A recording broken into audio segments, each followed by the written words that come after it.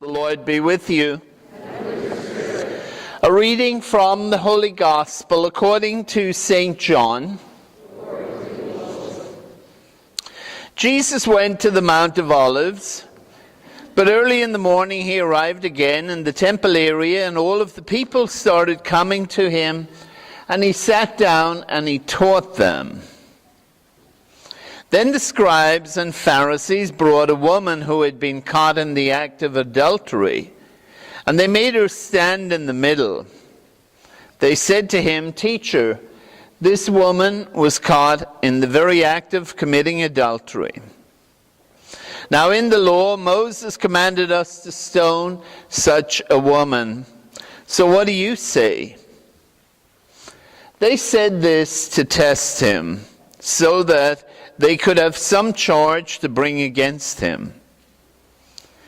Jesus bent down and began to write on the ground with his finger.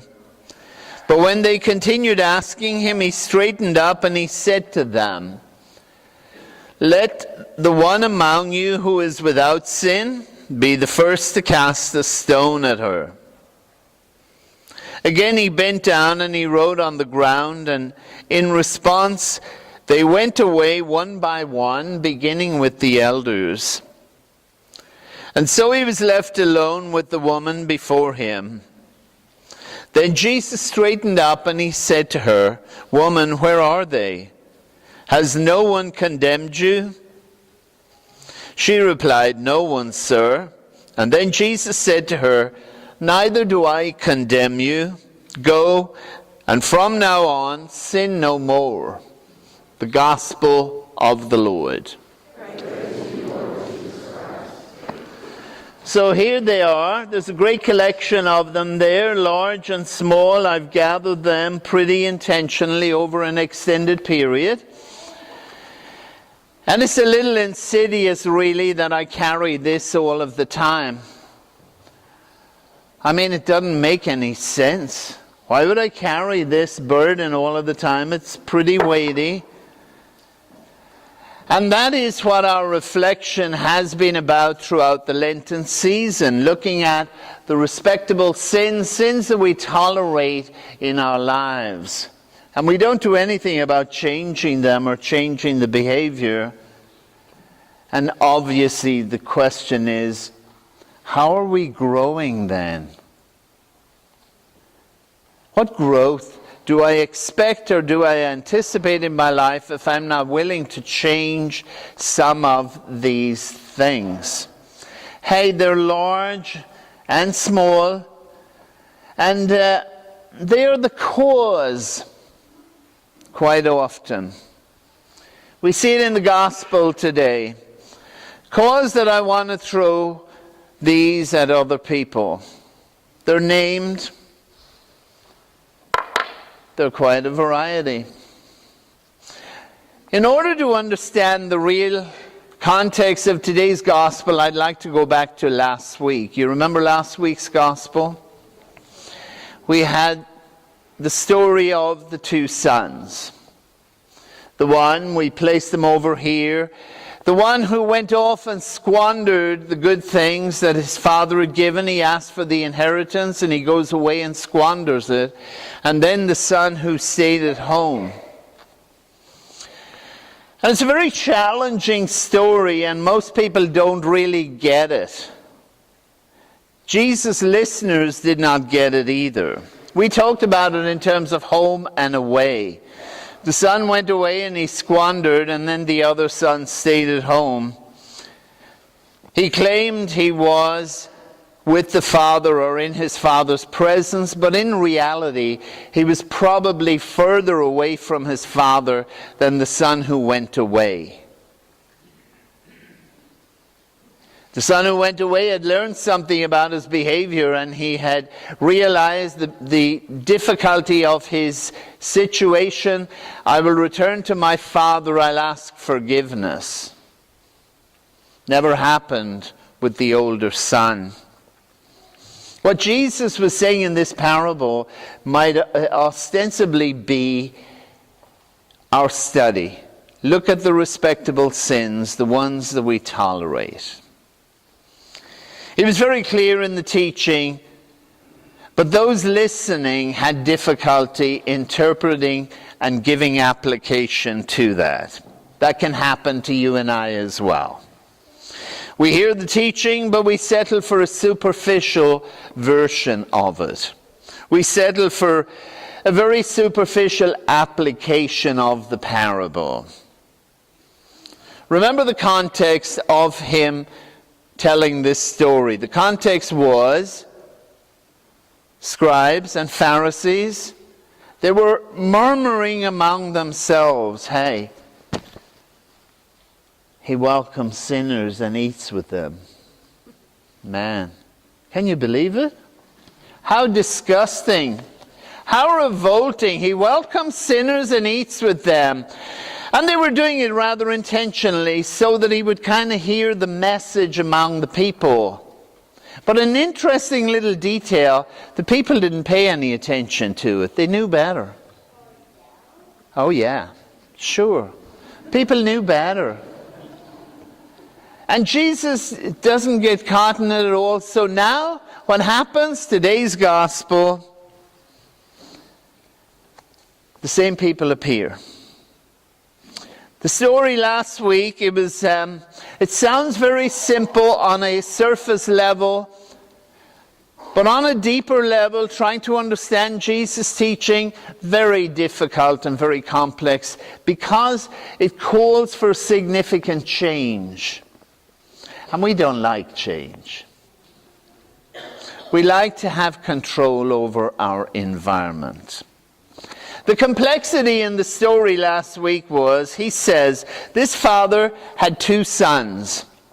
One son went away to a foreign country after asking his father for the property that was coming to him or due to probate his will. And given the property, and he goes away and he squanders it in dissolute living.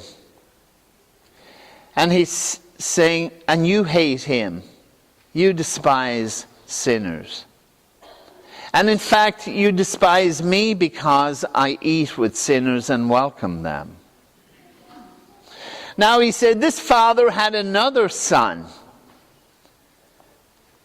And let me tell you about him. You know who that other son was? He said, that's you. You are the other son. You claim to have stayed at home all of the time and been with the father and followed the legalities and the rules, but that's not true. You are the other son. And what he was saying, we looked at them last week. Son who went away, and then the son who stayed at home. And what Jesus was saying to them, my friends, hey, they're one and the same.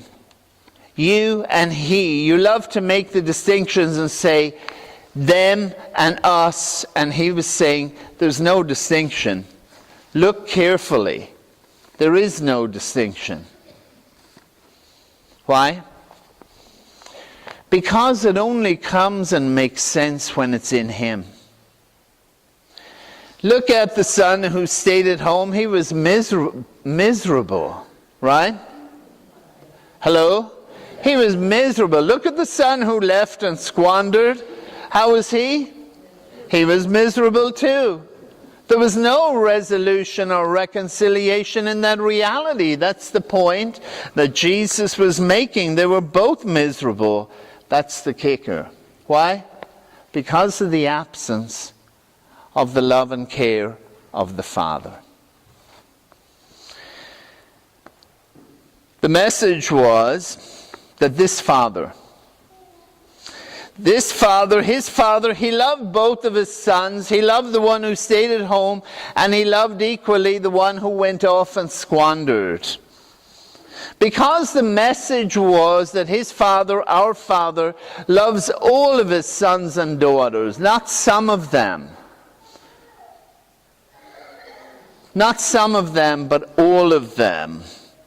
He loves them not because of the color of their skin, not because of their country of origin or their traditions, not because of their religious experience or expression of that religion, not because of their sexual gender or sexual orientation. He loves them because they are His.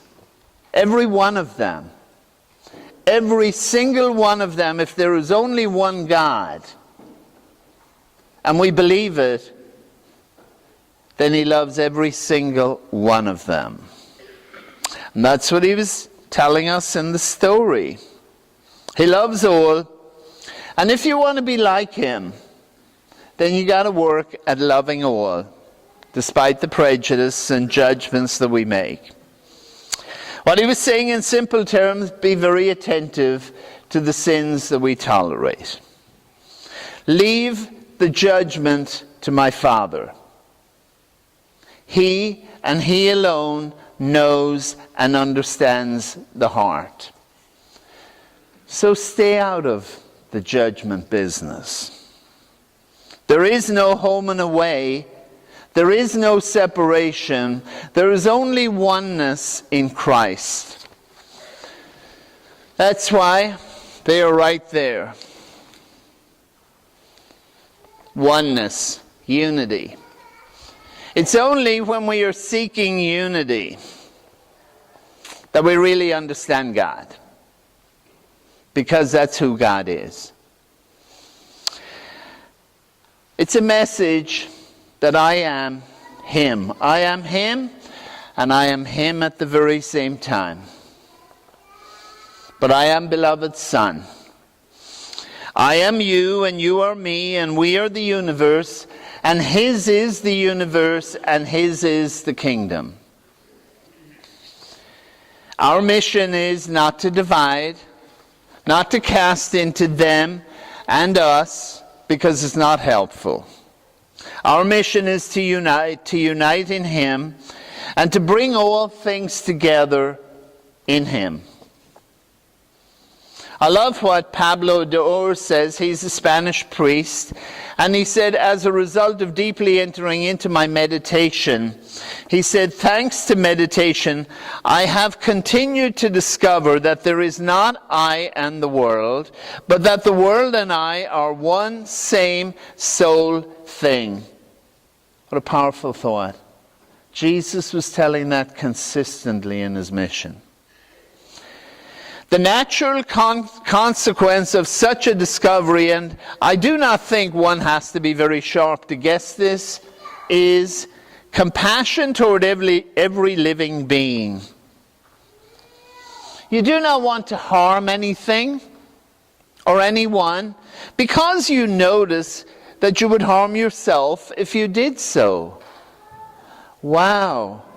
Is that not what the great poet John Donne had back 400 years ago? No man is an island. Every man is a part of the whole. Should a cloud fall off of the world, it affects every one of us. We're all connected in Him, united in Him. No wonder we have such difficulty. I don't like him. I don't like her. His message is clear. Compassion toward every living being. You do not want to do harm to anything or anyone because you notice that you would harm yourself if you did so. The tree cannot be cut with impunity without its asking its permission. Creates a void in our creation. The earth cannot be removed from one place to be used in another place without paying some price. We know it. Everything that you do to the other beings and to nature, you do to yourself. Wow. Can you imagine if we interiorize that truth in our world? Everything you do to other beings and to nature, you do to yourself. Through meditation, the mystery of unity continues to reveal itself to me. That's pretty powerful. And so we look at it in the context of today's gospel. What a great teaching. Here are the obvious pieces in the gospel. Scribes and Pharisees, you know them? Yeah, we met them last week, right? And they had a little agenda. They wanted to circulate among themselves, hey, stay away from him. It's still very, very true in the world today. He's dangerous. And so they said he welcomes sinners and eats with them. This time, they're much more direct. They have a new plan. They are confronting in their approach. They set a trap. Their words have proven useless. The people have not taken on board what they are saying about him. They're able to see beyond that immature experience. He eats with sinners. Thank God he does. There was nobody else to eat with. They didn't get it in their staying at home. And so now that they don't listen to the words, they revert to the oldest trick in the book. You know what the oldest trick in the book is? They pick up stones to throw at them. That's what we do. When we run out of good words and when we run out of wisdom, we pick up stones to throw at each other. It's very simple. Watch it, you'll see it, you'll experience it. When we run out of trying to convince the other with rational or wise process, then we throw stones. Let me tell you about that person. So here they are, stones in hand. They see no way that he can avoid this challenge. The trap is well set. He either supports the enactment of the law or he doesn't. If he doesn't support the enactment of the law, then hey, we'll tell the authorities, they'll take care of our problem. We'll make it a legal matter. They'll take him away and we'll be rid of him. Is that not the intention? But it was a trap, and it's worth looking at the trap. Looking at it with open eyes. It was a man's world. Yes? It was a man's world, and it was man-made laws. Yes? And there was no punishment for the man in this sin, right? He walked away. He disappeared into oblivion. There was not a question about him.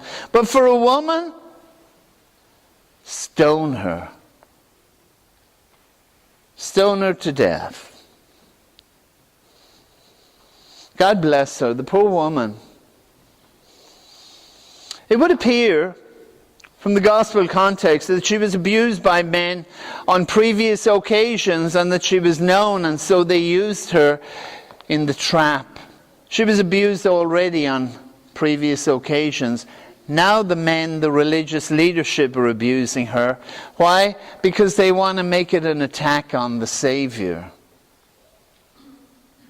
They want to challenge the Holy One. Why? Because he's obnoxious to us and he challenges us to make changes in our lives. God bless her, the poor woman. Now she's used and abused again.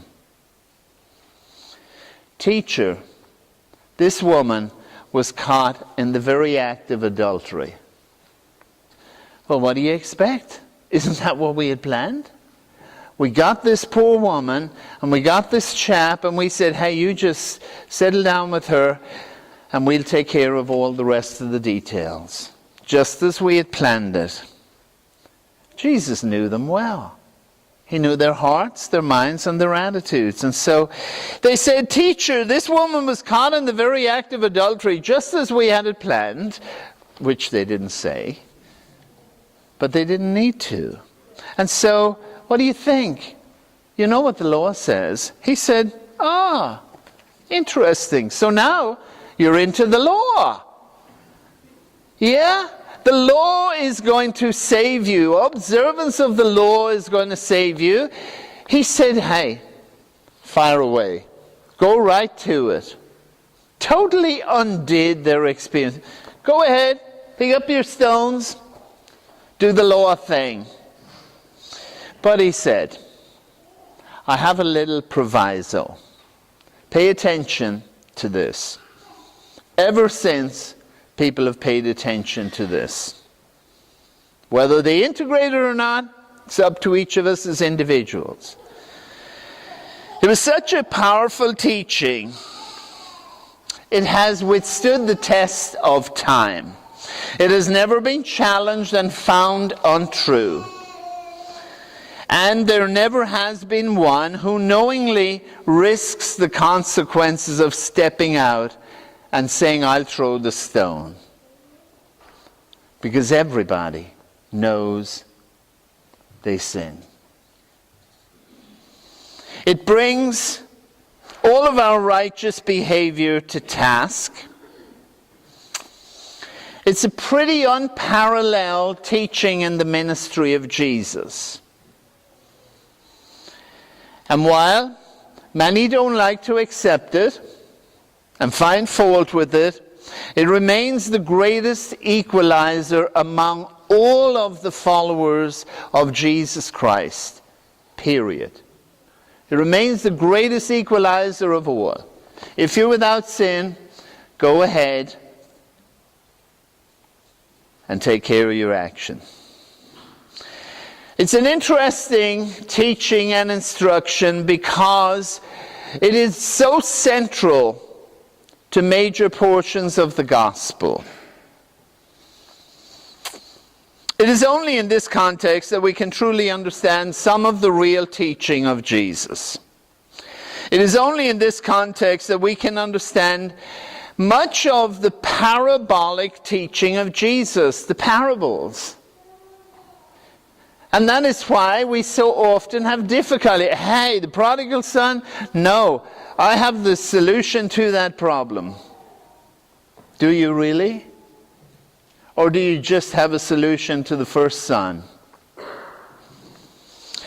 And so it makes it difficult for us to understand many of the parables. The parable of the prodigal son, the parable of the laborers in the vineyard. I hate that parable, people say regularly. Why in the world should the people who come in at 5 o'clock be paid the same wage? Why should I have to work in the vineyard from 9 in the morning until late in the evening and get the very same wage as everybody else? And Jesus says, hey, go figure. Go figure. Now you understand this parable? That's what it's about. And then the parable of the merchant's search for fine pearls, the parable of the banquet. All invited to the banquet, but some trying to come in disguise and not openly. The rich man and Lazarus. The shepherd and the lost sheep. The master settling accounts with his servants, writing off the debts. The parable of the talents. No wonder we have difficulty with the parabolic teaching of Jesus, because we really struggle with these two parables.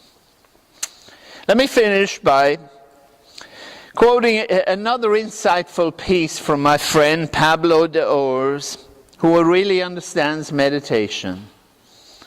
He says, if water does not flow, it stagnates and smells bad. We all know that, right? Hello? Yes. Good. Yes. If water does not flow, it stagnates and smells bad. We all know that. And all life that does not flow rots and smells bad too. Nice conclusion. Our life is worthy of the name only if it flows, if it is in motion. That's what he was telling them in the parable. Don't get stuck. Because of cowardice or laziness or even inertia, although it is almost always fear that most paralyzes us, we tend to stay still and furthermore to dig in our heels. You ever dug in your heels? Hey,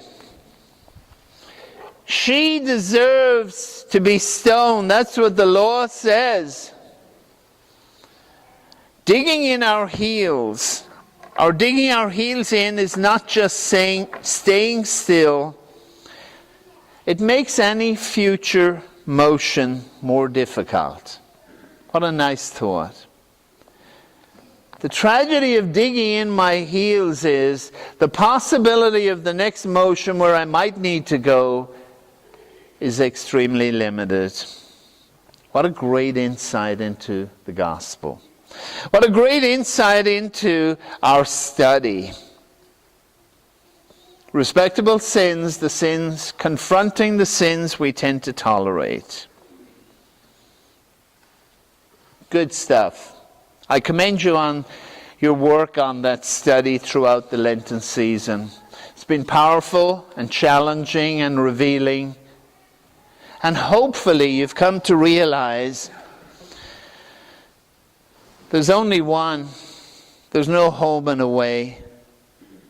We will only find it in the unity in Him.